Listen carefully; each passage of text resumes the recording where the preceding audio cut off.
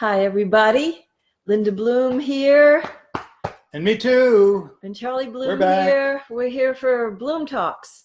And the topic of today are the conditions that give rise to emotional intimacy. And this is a subject that's near and dear to my heart because I feel that one of the reasons that our relationship is as splendid as it is now is I get to fill up on emotional intimacy. And I must say that there were times in our relationship where that was not true, and I was not as happy a camper as I am now. And this is not only true just for Charlie and Linda. We have talked to so many couples who have testified to us that one of the things that they just deeply enjoy, thoroughly enjoy, that they delight in their relationship is that they have a lot of emotional intimacy. And you know, we did this anecdotal study and this research project where we interviewed 50 of the happiest couples that we could find. It was a theme in what they reported to us, that they enjoy a tremendous amount of emotional intimacy, being real and authentic with each other, feeling close, feeling safe enough to bring up the toughest of issues, really feeling known, seen, heard, and supported by the other partner. And when you have that mutually going for you, it lifts your relationship up to the higher levels of well-being. And you get a big joy jolt out of those intimate connections, and it has a pervasive and permeating effect that allows everything in your relationship just to be a little bit more smooth and a little bit more in vivid color.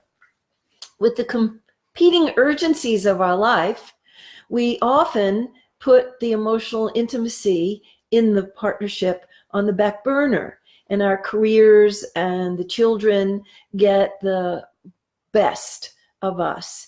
And so we're appealing to you today to do an assessment and see if you have enough emotional intimacy in your life and what kind of stories you make up about how it's not possible to have as much as you like if you don't have as much as you like. And then we're going to give you some tips about how to set the conditions and the environment and the context of your life and your relationship so that you have more emotional intimacy and can thrive to the max.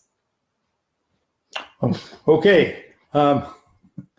Yeah, it's probably would be a good idea for us to explain the terminology here. Yes. So the word intimacy comes from a Latin intimus, which means innermost. So we also like to define intimacy as 4 words: in, to, me, see. And that's really what we're talking about when we talk about emotional intimacy. It's about bringing forth that which is within us, our inner feelings, our thoughts, our experience, and opening ourselves up to that and allowing whoever we're with to share that experience with us mutually. So it's reciprocal. And there's a feeling of connection that comes when we're able to do that.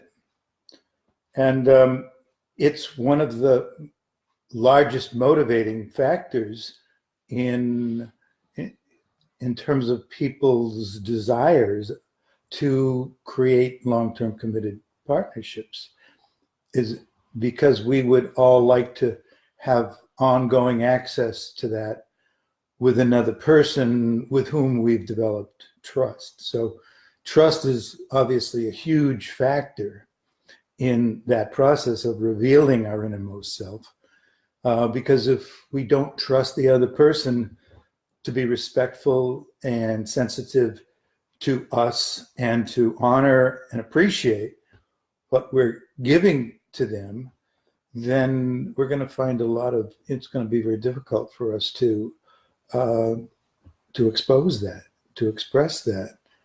So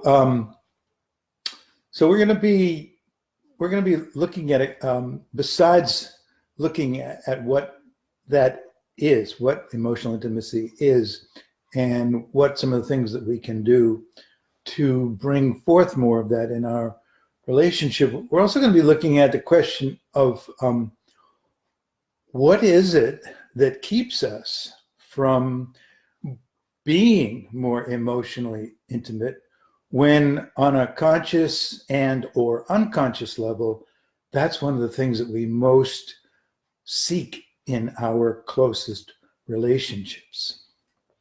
So I think that many couples really get a kick out of spontaneously having an intimate moment.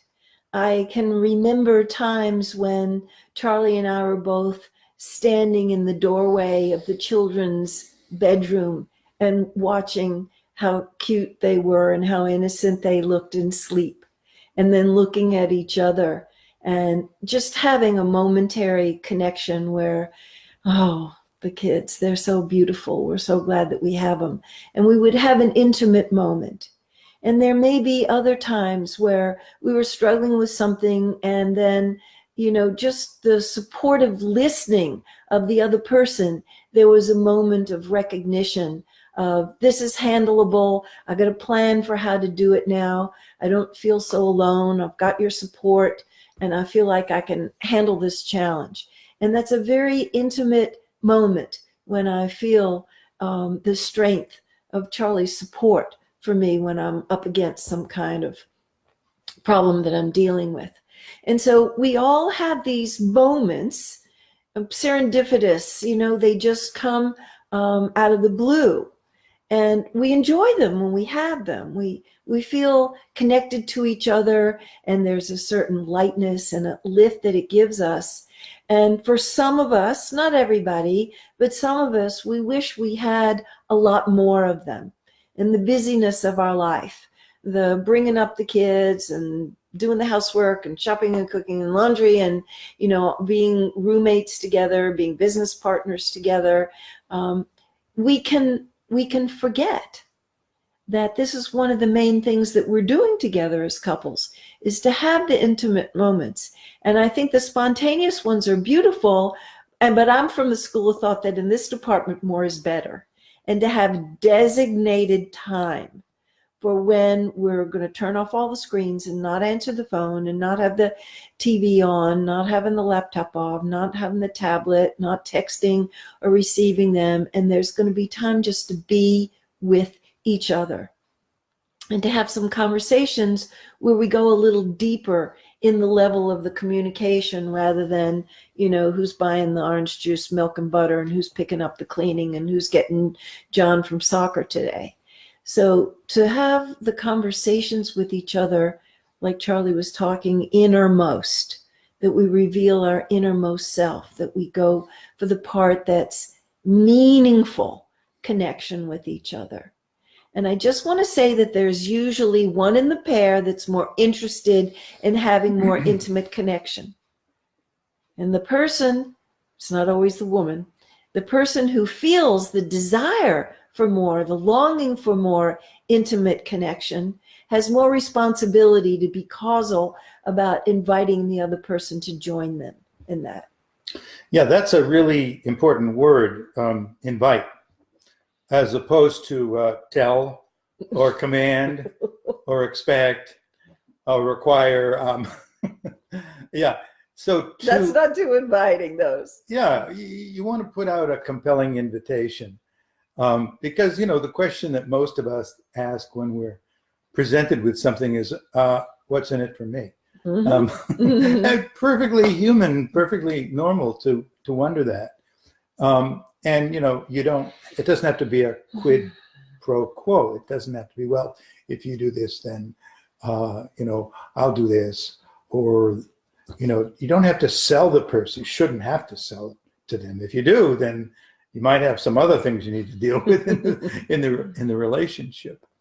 But to really keep in mind that because we all tend to be very distracted by so many of the other competing commitments that we have in our life, it is going to take something to pull us out of that trance and allow ourselves to put things aside. So it can be helpful to do a little advanced planning. And, like Linda said, for those of us who don't like to have to schedule everything, and we don't want to schedule intimacy, we don't want to schedule sex, it should be spontaneous. And hopefully it is at times, but at those times when we become aware of the symptoms of having intimacy deficiency disorder, which we have spoken about on a couple of these talks previously, when we just feel like, we're a little out of sorts or a lot out of sorts. And sometimes that can be traced back to a deficiency in having the kind of connection, that we kind of have a grumbling mind and we're feeling critical towards our partner or just moody. Sometimes, not all the time, but sometimes that can be a function of feeling neglected or not getting those intimacy needs met. Another thing that will really put a damper, not only on the experience of intimacy, but on your motivation to have it, is if you have unfinished business in the relationship.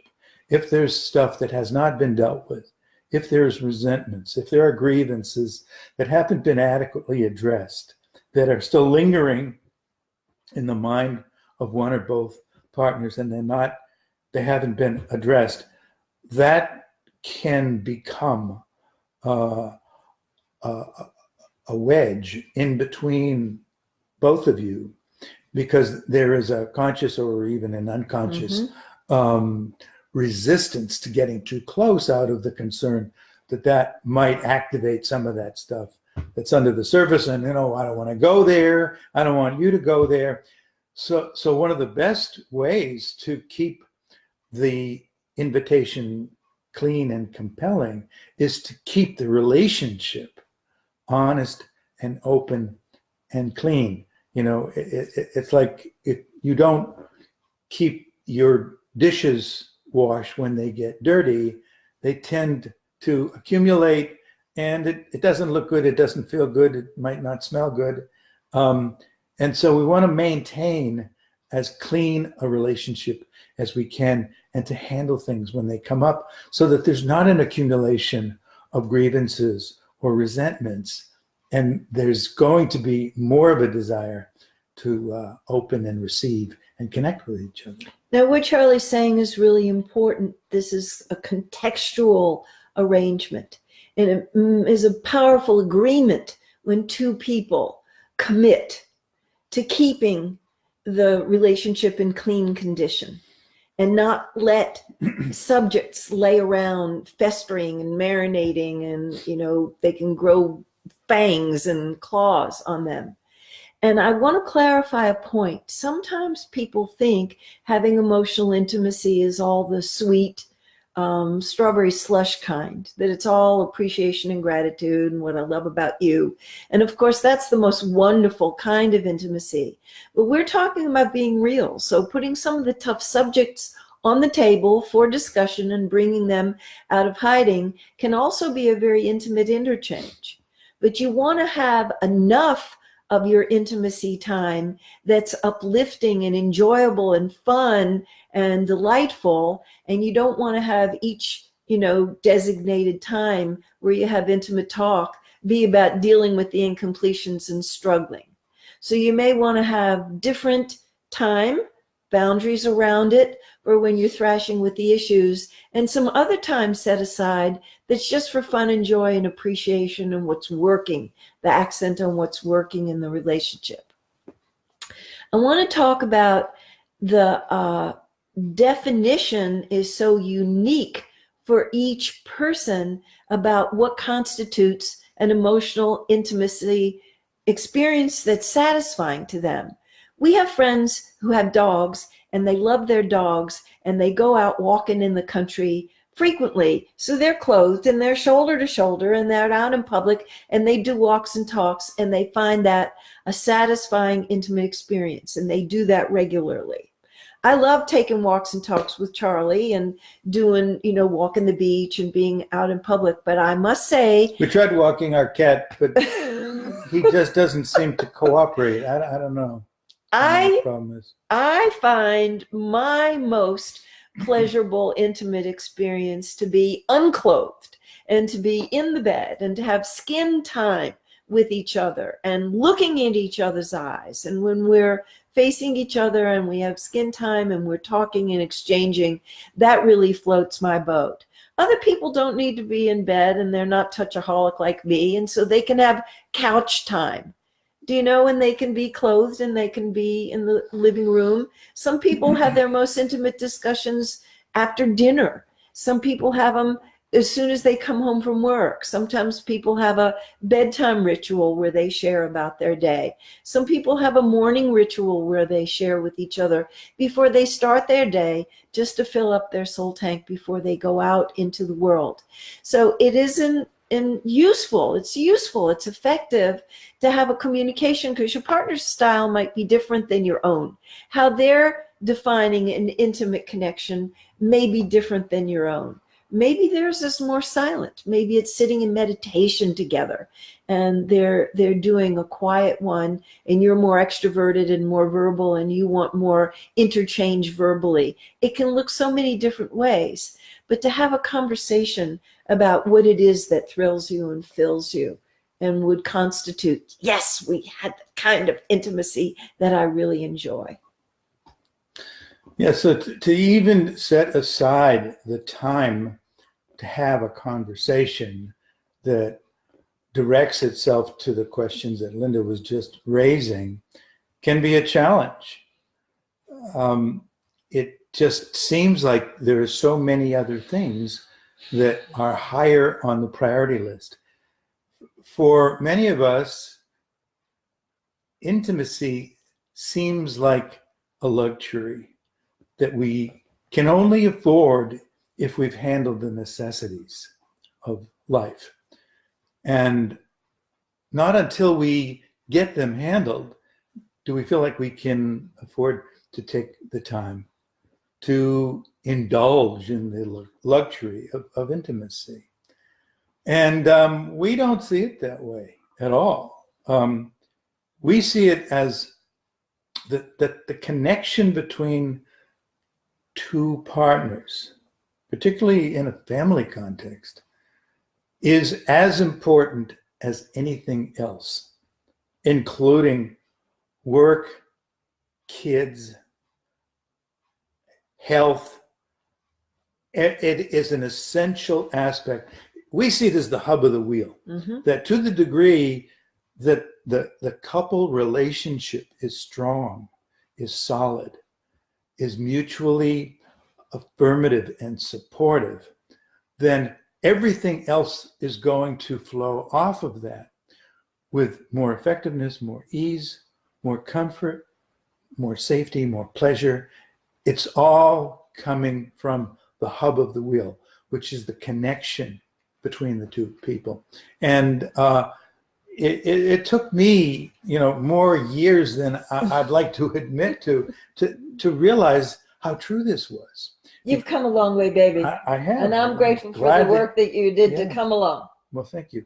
I appreciate your support in the process. But it's been a while, since I've gotten that. But it was also a long while that I didn't, and that I put other things on a higher priority list, believing that, this is nice, but not until I get other stuff handled can I afford to do that. And we all know when it all gets handled. And the answer to that is the N word. Never.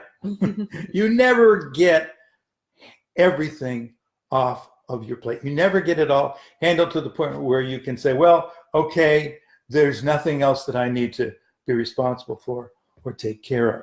There's always going to be something, whether you've got a family or not, there's always stuff. So when we begin to see, number one, the value in creating intimacy, the importance of intimacy, the dangers in neglecting intimacy, when we begin to see these things with more clarity, and unfortunately, sometimes we don't see them until we've made some big mistakes. And sometimes those mistakes can't be corrected. Sometimes they end in divorce. Sometimes they end in serious health crises. But until we see that, the value, the power, the dangers in neglecting intimacy, it can be very hard to find the motivation to carve it out of our very full life. I'd like to take responsibility for the part that I played in prolonging the delay, of having meaningful, regular, meaningful, intimate connections with you. Because I was very well aware of how much I wanted them, but it wasn't until I got up to 100% in my own self-worth, in my own self-confidence, in my feeling like you really deserved it. Till I felt like I deserved it, until I felt like I was wise enough and self-disciplined enough to be the invitation. Yeah. Because the way I went about trying to get that need for emotional intimacy met was none too pretty there for a while, because I would stuff it down and stuff it down and stuff it down as long as I could, and then I would explode and I would be critical of you. So this brings up the very important point of trying to avoid vulnerability. We get controlling or defensive, or we deny our deeper needs.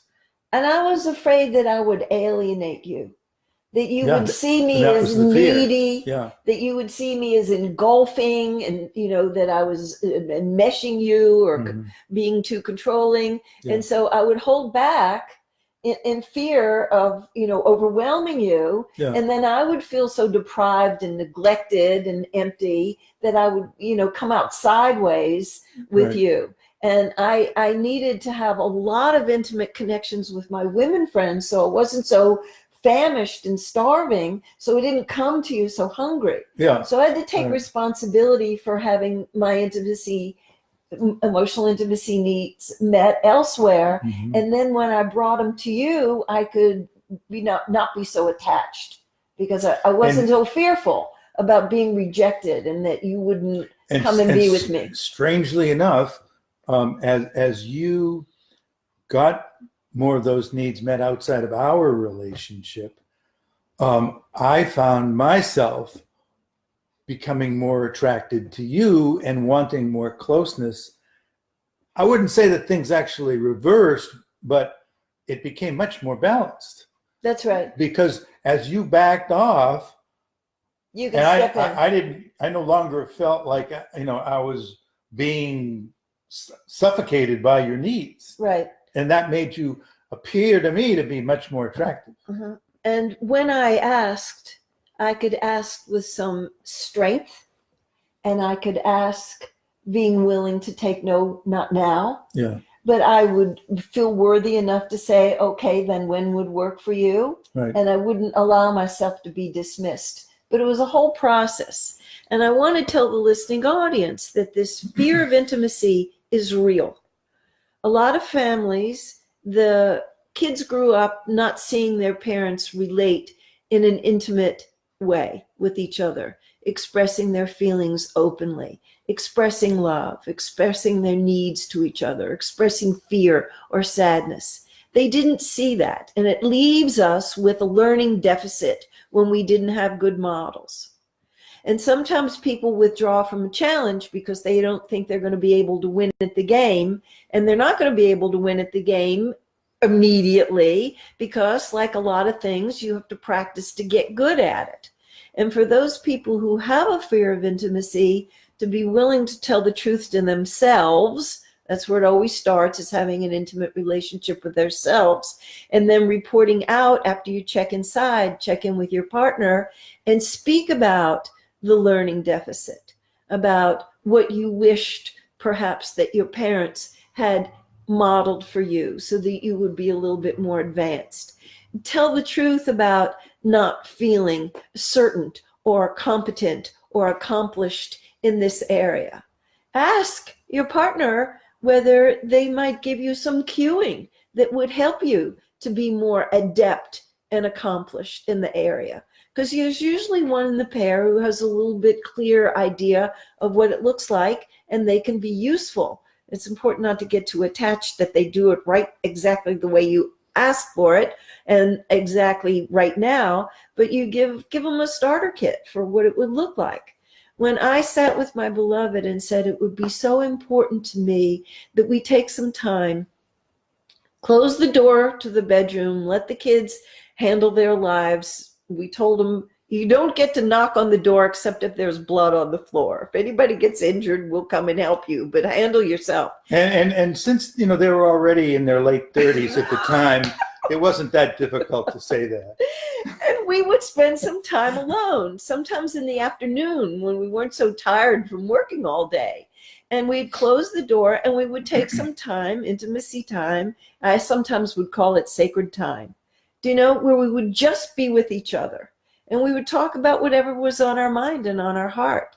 And when we started to do that on a regular basis, our relationship well-being shot up right away.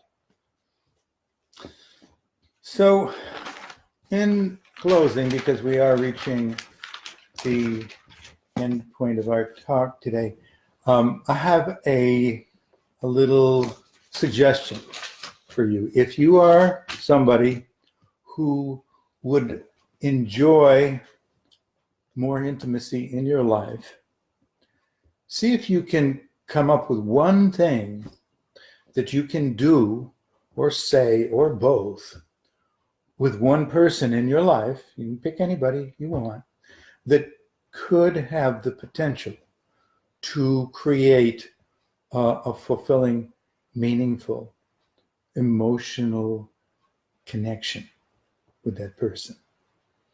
Because the first step is to start with the vision of what you really hope to have happen, and then to look at what is it that I can do that can help me to move towards the fulfillment of that vision. So my closing remarks are to practice, reveal rather than conceal, to express rather than repress, and to connect rather than protect. And to accept rather than reject. That's good too. These are all about living your relationship in a more open way rather than being guarded and closed. And this is really useful and valuable practice for all of those of us who really want to hit the higher realms of well-being, not just in our romantic partnership, but with all of the people that we're close to. Our kids, our parents, our siblings, our closest friends. This is the way to become more bonded and secure in a relationship that really has depth and meaning. All right. So speaking of emotional honesty, you will want to, if you're interested in that, and if you enjoyed this talk, you will want to tune in next week, because the focus is going to be on the question of how do we deal with difficult truths. We all know that it's important to be honest and to tell the truth in relationships. Some truths are much more difficult to share than others. How can we do that in ways that are true to ourselves and honest, and at the same time minimizing the possibility of activating real trouble? Mm-hmm. So we're holding up the book covers of the new ebooks. They're free. Please tell your Facebook friends to go to bloomwork.com, and just a couple of clicks away, you can download our free ebook with 10 chapters, How to End Arguing, your guide to great sex, and 10 of the 101 things that we wish we knew when we got married. So that's bloomwork.com, and they can get some valuable, for free, guidance about moving your relationship into the thrive zone. And in the meantime, enjoy. Enjoy. See you next week.